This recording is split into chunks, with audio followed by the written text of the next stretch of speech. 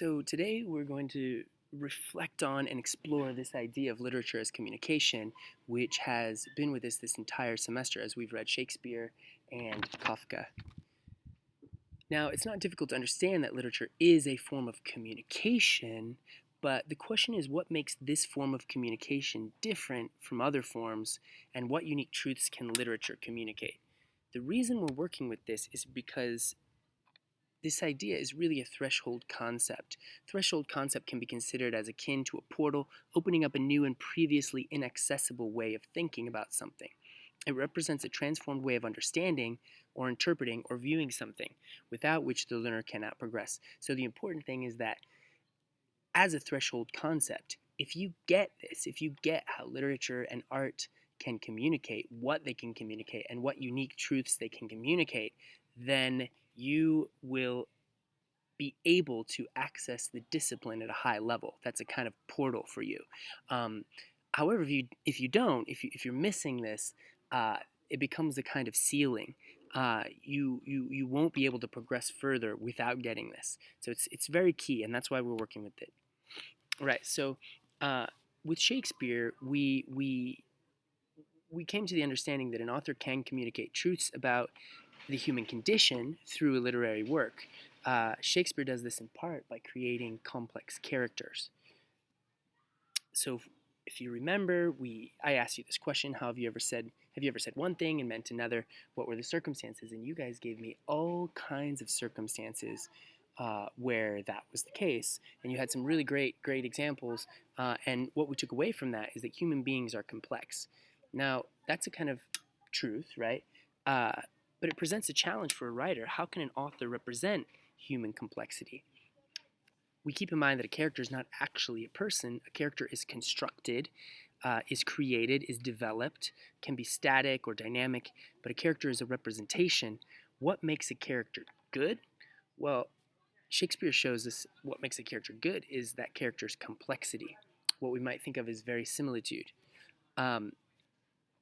The characterization, the way that an author creates a character, is going to be different based on genre, right? In theater, we see character speaking and there's no narrator, so subtext becomes quite important, as we explored. In a novel or a short story, we might think about how point of view shapes a narrative, especially for works in the last 100 years. And in film, we have no narrator at all, usually, and we rely more on the visual storytelling. But in all cases, we have creators who are developing characters and teasing out their complexities.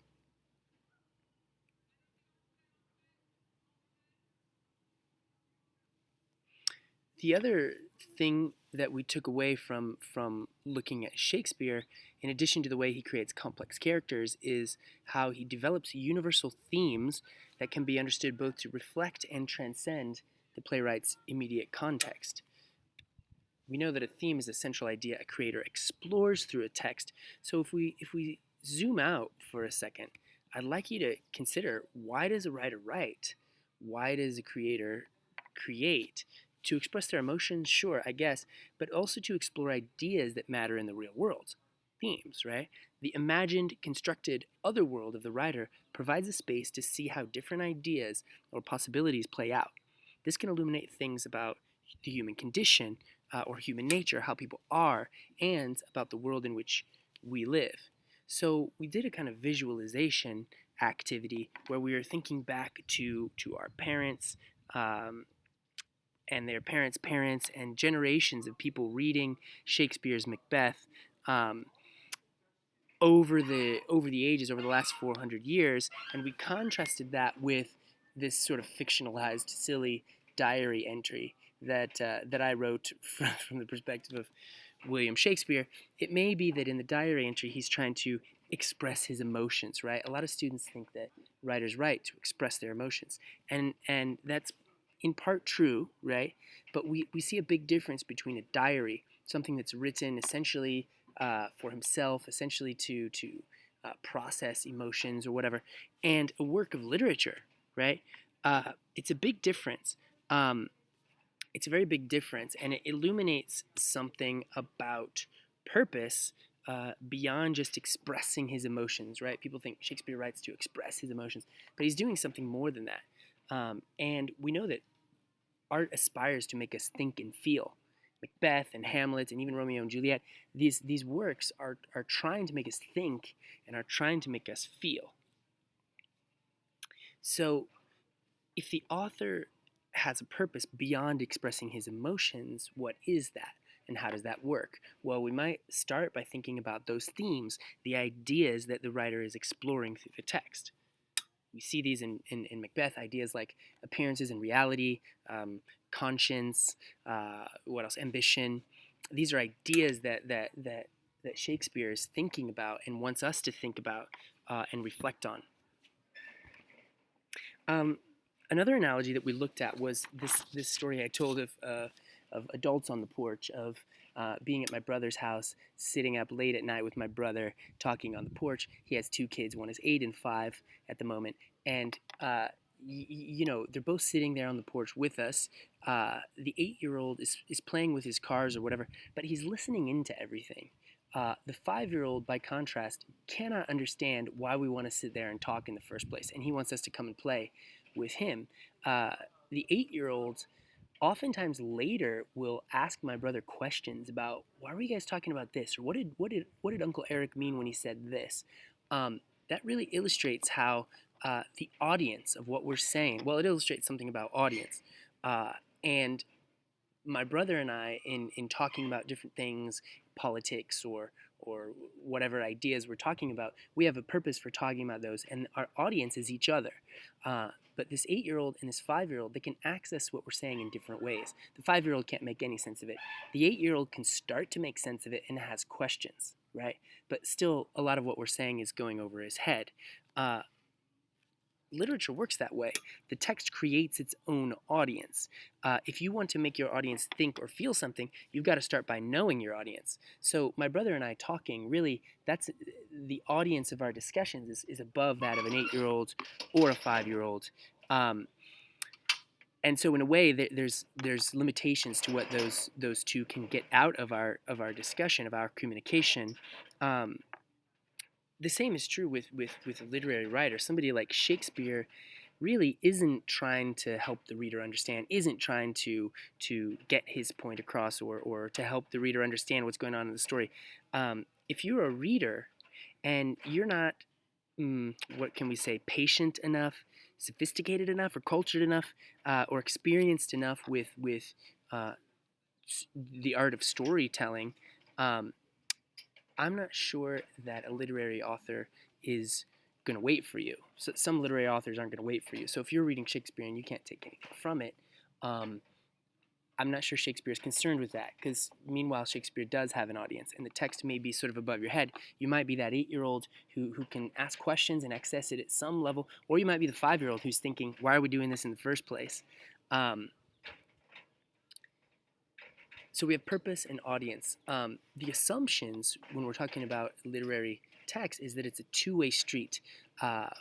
Where does meaning come from? We used to think that meaning was out there somewhere. It was in the text, and it was our job to uncover it. But we don't believe that anymore. What changes in the world have necessitated this change?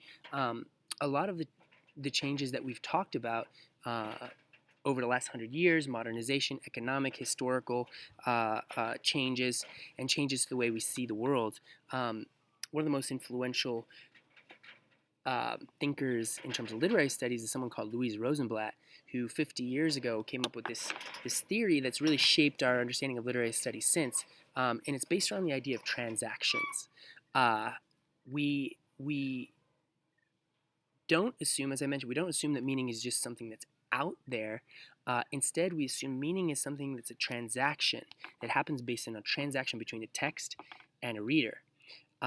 So we can't just ask, Shakespeare or Kafka or whatever. We can't just ask them, what does this story mean? Because that's not how it works. The author has a role to create something, but the author can't be a kind of godlike figure who can just determine what the meaning is. Instead, we know that a literary text is complex and coherent, and the role of the reader is to actually make meaning actively by bringing what they know of the world, by bringing their culture, by thinking and feeling and interpreting. That's where meaning actually comes from. That's how we understand it now. We talk a lot about aesthetic choices. Aesthetic choices are a function of genre, right? So in drama, we have a playwright might use a soliloquy or an aside. These are conventions of the form. A poet might use figurative language here. They might use sound or rhythm. Prose fiction has different kinds of genre conventions. In film, there's more reliance on visual storytelling, as we mentioned earlier. And we don't use narrators very often. In the visual arts, we're dealing with different things. In music, we're dealing with different things. We talk about aesthetic choices all the time, and these are a function of genre. So essentially, those choices are decisions. Writing is decision making, is a kind of way of thinking about that. A creator is making decisions, thinking about their purpose, and thinking about their audience. So I've given you these phrases, these rest in peace phrases, as I've called them, phrases that we're not to use when we're talking about author's purpose and when we're doing our analysis to attract the audience. If we go back to that porch analogy, when my brother and I are talking, we're not trying to attract the audience of my 8-year-old or 5-year-old nephew, right? That's not our purpose. In some cases, we end up attracting the 8-year-old because his mind is developing and he can understand some of what we're saying, right? But that's not our concern. We're not trying to get our point across to the 8-year-old. We're not trying to get their attention. So that's why these phrases are on this list. I hope that's becoming clear based on an understanding of communication. So we can do, and I used to think, but now I know. Younger students talk a lot about symbolism and foreshadowing. So they say things around colors like, oh, look, that character's wearing black, that's because they're evil. Or they say phrases like, well, it's basically saying something about ambition or evil, right? These are all very simple understandings. And we used to think like that, but now we know literature, the goal of literature is actually to complicate our understandings, not necessarily to simplify. So an example of that would be stereotypes. We studied stereotypes last year, and we know stereotypes are sort of gross simplifications of a whole group of people, generalizations. One of the things literature is really good at is complicating those stereotypes, showing us complex characters who break those stereotypes, and become a truer representation of what humanity is and what humanity can be. So these notions of, oh, black equals evil, look, that character is wearing black is evil. We don't do that in real life. We know if somebody wears a black shirt, it doesn't mean they're evil.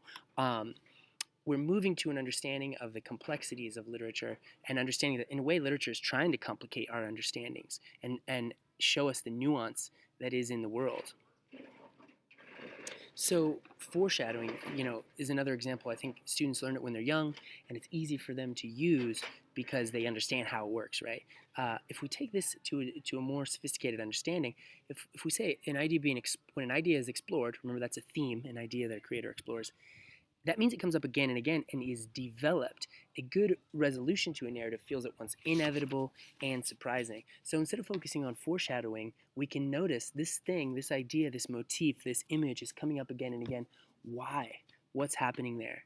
What is the writer trying to demonstrate or illustrate or complicate or show? That can take us to the next level. In the end, we might come away with some simple messages from a work like Macbeth, like, don't let your ambition outpace your conscience or something like that. But if we move to a third analogy, I want to take you to a third analogy, and that is one from when I was in grade 7. I was always getting in trouble in grade 7, sent to the principal's office. And the principal, this guy named Mr. Swinford, he used to always tell basketball analogies because I played on the basketball team. And I was getting in trouble for something in class, I don't know. And he would always try to communicate to me using basketball analogies. But really what he was doing, and what I was aware of, even as a 7th grader, is that the principal was using basketball analogies in order to control my behavior and keep me out of trouble. And even to my 7th grade mind, I didn't like that. I rejected that. I didn't like that he was trying to control me. I didn't like that he was telling me what I should be doing. When adults give you advice, right, and tell you you should do this, don't let your ambition outpace your conscience, something like that, the message doesn't necessarily get home. as a communication, I think there are real limitations to advice, especially the advice, between an adult and especially unsolicited advice between an adult and a younger person. Um, Shakespeare's not doing that, right? Other writers um, that we're looking at, Macbeth is more than just that idea, right? The play is more than just that idea. Why is that? Because art works because it means something to us, right? You can all think of a film or a song or a play, maybe a play or a novel, a book that you've read that's meant something to you. So because it means something to you, it's made you think, it's made you feel, and you might be more receptive to that communication, right? You might believe that communication not because somebody's telling you you should do this, but rather because you've seen it demonstrated in a fictional world, in a fictional character, but one with complexities that resemble our own.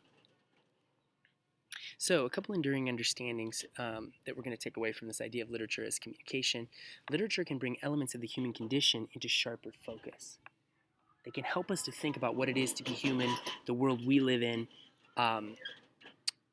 all of the kinds of questions that have always been around, ones we've talked about like nature versus nurture, or fate versus free will, the kinds of questions that cultures, or origins, where do we come from, the kinds of questions that cultures and art forms and religions around the world have tried to answer since the beginning, and we still can't entirely answer in some cases.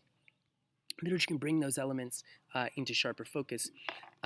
And as we discussed, literature complicates our understanding rather than simplifying them.